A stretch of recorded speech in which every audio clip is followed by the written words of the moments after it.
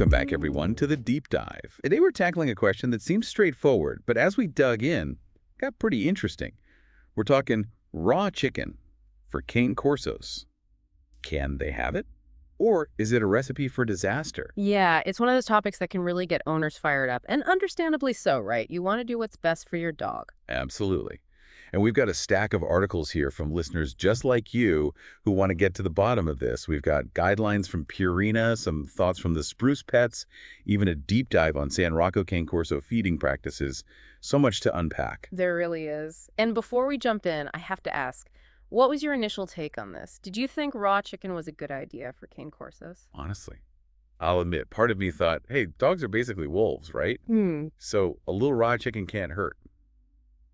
But after looking through this, I'm not so sure. That's a common misconception, and it's natural to think of raw meat as part of a dog's ancestral diet. Makes sense. So what's the big deal then? Why all the fuss about raw chicken for Cane Corso specifically? Well, for one, we have to talk about bacteria, like Salmonella, Campylobacter. Oh boy, yeah. Those are not words you want to hear associated with your food, let alone your dog's. Right. And it's not just about a little tummy trouble either. For a cane corso, a breed known for its size and strength, a severe bacterial infection can manifest in some unexpected ways. You mean it's not just an upset stomach? Exactly. Their immune system can sometimes overreact, leading to joint issues or even affecting their heart health in severe cases. Oh, I had no idea it could be so serious. And what about those scary parasites you always hear about with raw meat? Absolutely a valid concern. Raw chicken can harbor things like roundworms, which can be especially dangerous for puppies, or cane corsos with sensitive stomachs. So we've got bacteria, we've got parasites. Anything else lurking in raw chicken that Cane Corso owners need to be wary of? Actually, yeah, we can't forget about the bones. Raw chicken bones, especially for a large breed dog like a cane corso, are a whole other level of risk. Oh, that's right. You always hear about cooked bones being bad, but I guess I assumed raw bones were okay, because of wild dogs and all. It's a common assumption. But here's the thing. Cooking actually makes bones softer, more likely to crumble. Still not great, but less dangerous. Raw bones, though, they're hard, and they can easily splinter when chewed. That can cause choking, internal punctures, all sorts of nasty stuff. Yikes. And I bet a dog as big and powerful as a Cane Corso could really do some damage with a splintered bone. Exactly. Their strong jaws, which are great for chewing, can also generate enough force to splinter a raw bone without a problem. And that often means expensive vet bills and a lot of discomfort for your dog. So to be totally clear, because I know some folks are listening closely here, we're saying don't give your Cane Corso raw chicken. Yeah, it's just not worth the risk when there are safer ways to give them what they need. And speaking of safer ways, let's talk cooked chicken.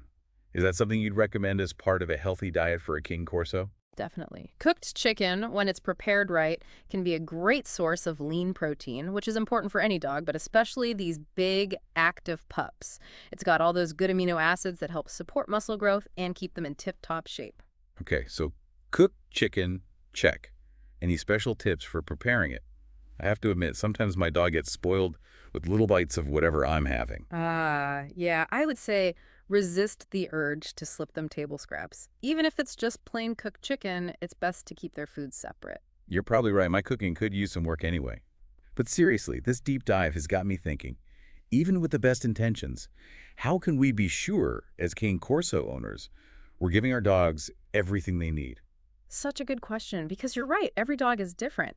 And a breed like a cane corso, their needs change a lot throughout their life. Totally. I mean, puppies are like tiny little eating machines, always hungry. Yeah. And I figure older dogs, maybe they need different things to stay healthy.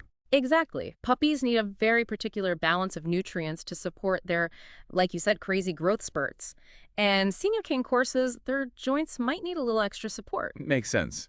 So besides regular vet checkups, which I'm sure everyone listening already does, what are some signs that a Cane Corso's diet might need tweaking? Like, how do we know if they're not getting what they need? Well, one of the most obvious things to watch for is their weight. If you notice your cane corso suddenly packing on the pounds, or on the flip side, they're losing weight without any change in their activity level, that's definitely something to pay attention to. Yeah, drastic weight changes are never a good sign for us or our furry friends. Anything else? Keep an eye on their energy levels. If your normally playful, energetic cane corso is suddenly like driving their feet, not interested in playing fetch, That could be a sign they're not getting enough oomph from their food. So like a sudden lack of energy or enthusiasm, Mm. that's something to watch for. Yeah, absolutely. And speaking of energy, their coat, their skin, those can tell you a lot too. Cane Corsos, they've got those short, sleek coats. But if you start noticing their coat is looking a little dull, maybe it's drier than usual, or they're shedding more than normal, that can mean something's up with their nutrition. It's like their body's trying to tell us something's off. Right. And we can't forget about their digestion, changes in their poop. Sorry, I know, not the most glamorous topic, but if you notice diarrhea, constipation, or just really foul-smelling stuff, that can all be related to their diet. So many things to think about. It's amazing how much our dogs depend on us to understand what they need, even when they can't tell us directly. It's like we have to be detectives. But it sounds like with a breed like a Cane Corso, there's an extra layer of, I don't know, complexity. Totally. Because of their size, their energy levels, even little imbalances in their diet, those can snowball into bigger issues down the road. So what is a carefully planned raw diet? Because I know that's something some owners are curious about. What does that actually look like for a Cane Corso? We talked about the risks of raw chicken, but if someone's determined to go raw, what do they need to know? It's definitely not as simple as tossing them a raw steak and calling it a day. It takes a lot of research, finding really high-quality ingredients, and honestly, a good dose of obsession to make sure you're getting the balance right. So not for the casual dog owner then. It's a commitment, that's for sure. You've got to factor in their age, how active they are, any health conditions. It's a lot to juggle. It's like creating a meal plan for a professional athlete, not just grabbing something from the drive-thru. That's a great way to put it. And it's not just about the protein either. You've got to think about bone content for calcium, muscle meat for protein, organ meats. Wait, hold on. Organ meats? Yeah. Like liver and stuff? Yeah. It sounds a little weird, but those are packed with vitamins and minerals that dogs need. And then you've got to add fruits, veggies for fiber, and extra nutrients. It's all about balance. That honestly sounds incredibly complicated. Hmm. Way above my pay grade. It can be. And that's why a lot of owners, even those who are really into raw feeding, they end up working with a veterinarian nutritionist who specializes in this kind of diet. They can help create a meal plan that's safe, it's balanced, and it's tailored specifically to your Cane Corso. That makes a lot of sense. So it's not just raw versus cooked, it's a whole spectrum of options. Absolutely. The best approach is the one that you feel good about, you know you can do safely, and of course that keeps your Cane Corso happy and healthy. Wow, this has been, I don't know about you, but for me, this whole deep dive, it's really shifted my perspective on like what I thought I knew about dogs and food. It's one of those things, Yeah, there's so much information, so many opinions out there, it's hard to know what to trust sometimes. exactly. But that's the beauty of these deep dives, right? We get to like really dig into the details, separate fact from fiction. And in this case, it's clear. Giving raw chicken to a Cane Corso, not a good idea. Yeah, the risks, especially with those bones, it's just not worth it. But the good news is there are other ways to make sure your Cane Corso gets all the good stuff without, turning your kitchen into a butcher shop. Right. Cooked chicken, done right. It's like a superfood for these dogs.